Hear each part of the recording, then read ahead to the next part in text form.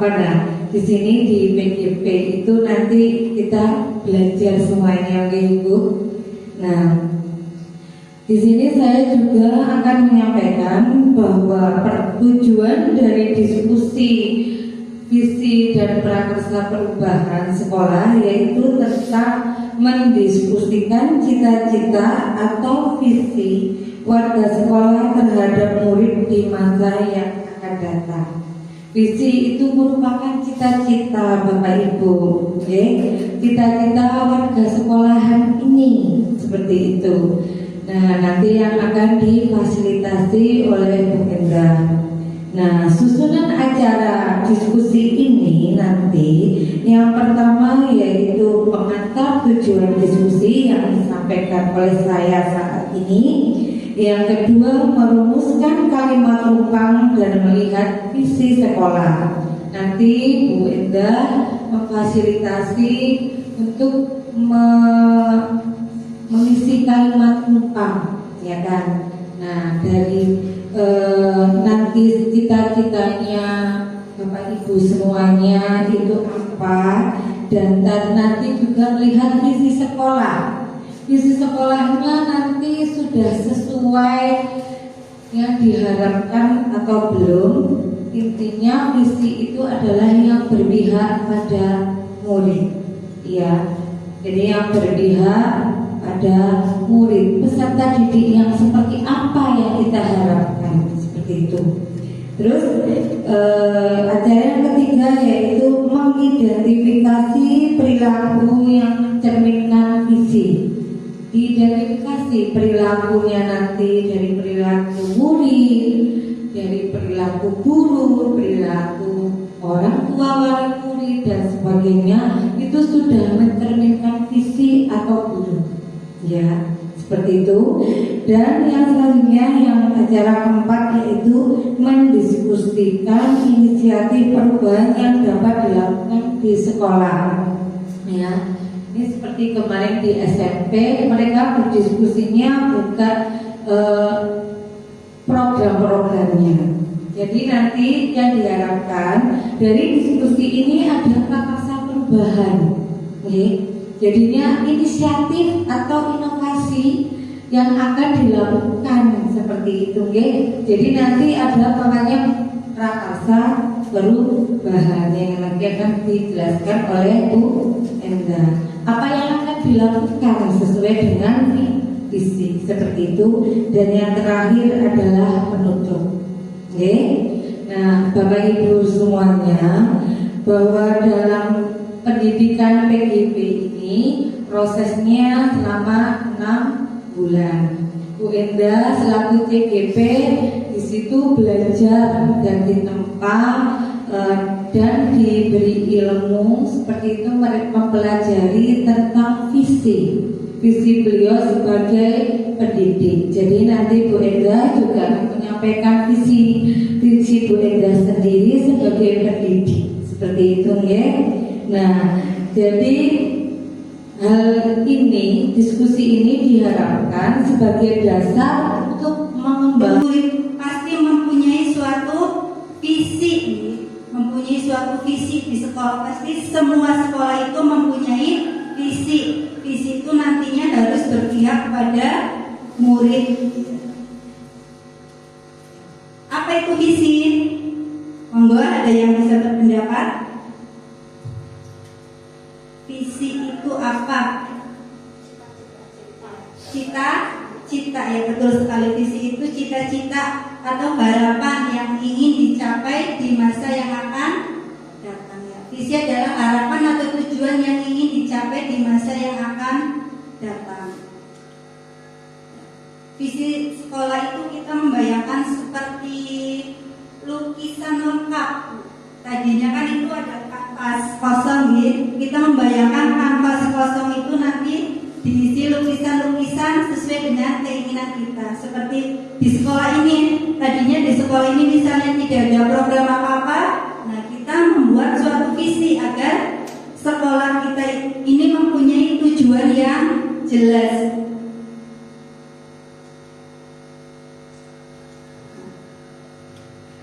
Ya, seperti kita ketahui bahwa tujuan pendidikan ini adalah menuntun nih Bapak Ibu. Pendidikan ini dimaksudkan untuk menuntun segala kekuatan kodrat yang ada pada anak.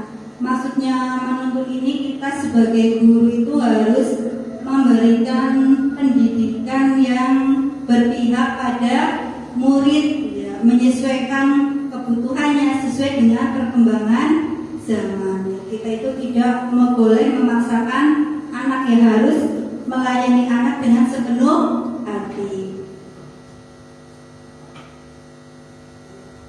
Terus dalam untuk itu tadi menentukan tujuan di sekolah, kita juga bisa membuat visi. Dalam hal ini visi ini juga harus sejalan dengan filosofi Ki Hajar Dewantara, yaitu pendidikan yang berpihak pada murid, ya, agar mereka itu dapat berkembang sesuai dengan kodrat alam dan kodrat zaman. Tentunya pendidikan di zaman dahulu berbeda dengan zaman sekarang, ya. Misalnya dulu belum ada pendidikan yang berbasis TIK, sekarang ya di sekolah-sekolah sudah menggunakan pendidikan yang berbasis TIK atau IT.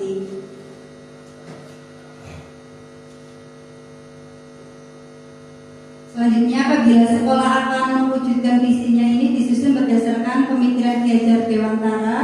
Nah, visi ini harus terukur nih, harus terukur konkret, nyata, sistematis dan terencana. Oleh karena itu, biasanya dalam menyusun visi ini diperlukan suatu rancangan, ya, menggunakan pendekatan inquiry apresiatif atau IA. Nah, pendekatan inquiry atau apresiatif IA ini melihat hal-hal positif yang sudah ada di sekolah, ya, kegiatan-kegiatan positif yang ada di sekolah nanti kita kemas menjadi suatu visi. Dari kegiatan hal-hal positif itu bisa kita kembangkan menjadi kegiatan yang lebih baik.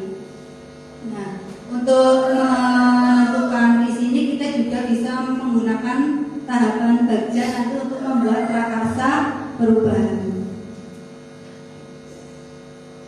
Selanjutnya kita akan berdiskusi untuk melengkapi kalimat tumpang tentang cita-cita murid, ya, di masa yang akan datang.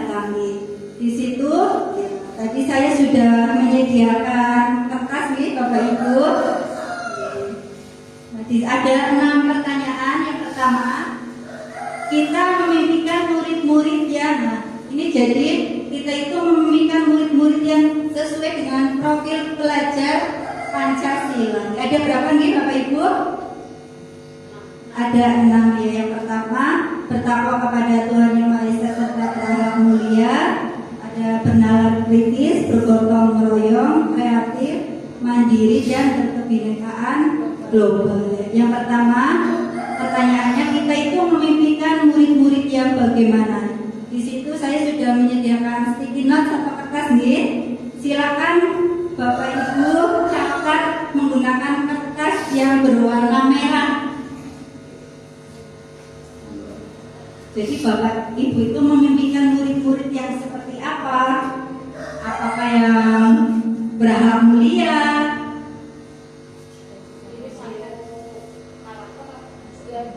Kalau misalnya lebih berarti ada teman lagi. Berarti ini hanya satu. Ya satu. Berarti satu itu satu saja. Ya kalau tidak ya nomor 1 apa? Iya. Apa? Di bawahnya dituliskan. Misalnya saya memimpikan murid yang 1 bernalar kritis, 2 apalah. Nanti dari jawaban Bapak Ibu kita simpulkan bersama-sama.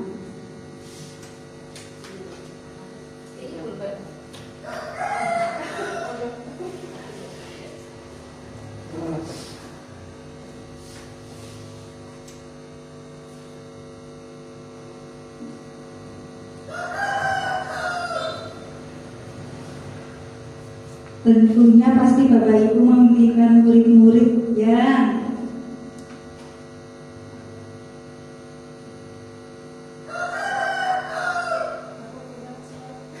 bebas, sebanyak-banyaknya, monggo.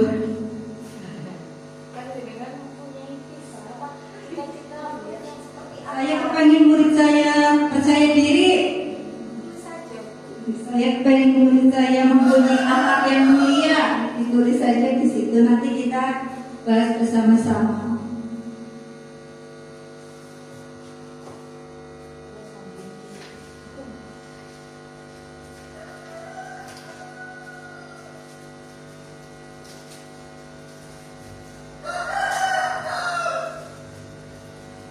Kalau sudah, monggo bisa langsung ditempelkan di depan.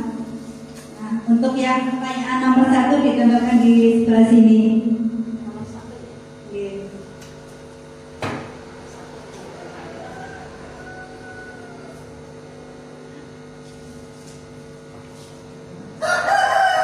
Sudah boleh ditempelkan. Nanti kita lanjutkan ke pertanyaan yang kedua.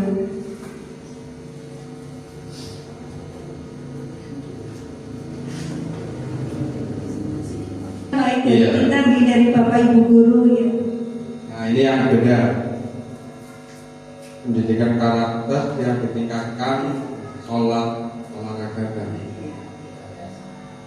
amalan. Selanjutnya yang pertanyaan kelima, kita warga di sekolah ini yakin untuk apa biar visi kita itu dapat tercapai, cita-cita murid kita itu dapat tercapai sebagai murid impian kita. Saling berkolaborasi, mengembangkan pendidikan dengan cara memberikan pembelajaran. Ternyata sama ini kayak murid juga ada tulisan kita juga bisa dibaca gitu. Ternyata sama. Ya. Atau saling mendukung. Kita harus saling mendukung, saling berkolaborasi, dan saling bertukar pengalaman. Intinya kita harus saling berkolaborasi nih Bapak Ibu antara guru, murid, warga sekolah untuk mencapai suatu visi. Kita tetap harus saling bekerja sama sehingga visi itu dapat tercapai dengan maksimal. Pertanyaan yang terakhir, kita dan warga di sekolah ini paham bahwa monggo Tuhan ini kelumpuhannya.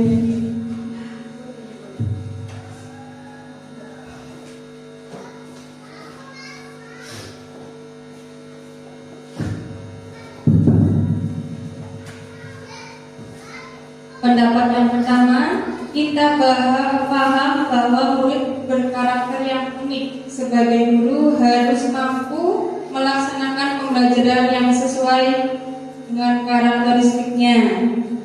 Kemudian yang kedua, karakter yang unik, sehingga guru harus mampu melaksanakan pembelajaran yang sesuai.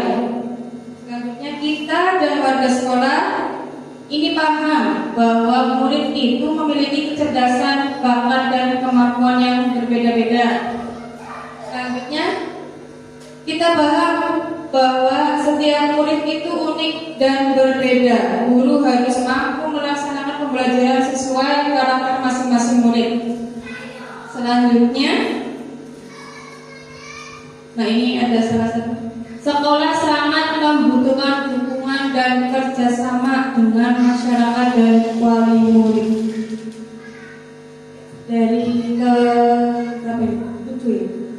Dari ketujuh pendapat rata-rata ini sama, yaitu setiap murid itu unik. Setiap murid itu unik, ya, memiliki bakat dan kemampuan yang berbeda-beda. Sehingga sebagai guru itu kita harus melaksanakan pembelajaran sesuai karakteristik mereka. Sekarang mari kita bersama-sama ya, Bapak Ibu, kesimpulan cita-cita untuk murid dari tadi ke 6 pertanyaan. Kira-kira kesimpulannya, cita-cita untuk murid itu murid yang seperti apa, bagaimana kita mewujudkannya. Monggo ada yang berpendapat, bisa berpendapat. Tadi kan kita sudah bahas bersama-sama bahwa kita itu menginginkan murid yang bertakwa, berakhlak mulia, cerdas, bernalar kritis, mandiri, kreatif, dan yang terakhir itu mampu mengikuti perkembangan teknologi. Intinya, kesimpulannya kita itu menginginkan murid yang sesuai dengan profil pelajar Pancasila nih Bapak Ibu. Iya. Untuk mewujudkan visi murid impian itu kita harus saling bekerja sama, ya, tidak hanya guru tetapi murid. Sikap dan perilaku murid, guru, kepala sekolah serta orang tua yang mencerminkan visi. Yang pertama itu takwa, ya, takwa ini berkaitan dengan menjalankan ibadah sesuai dengan agama atau keyakinan masing-masing.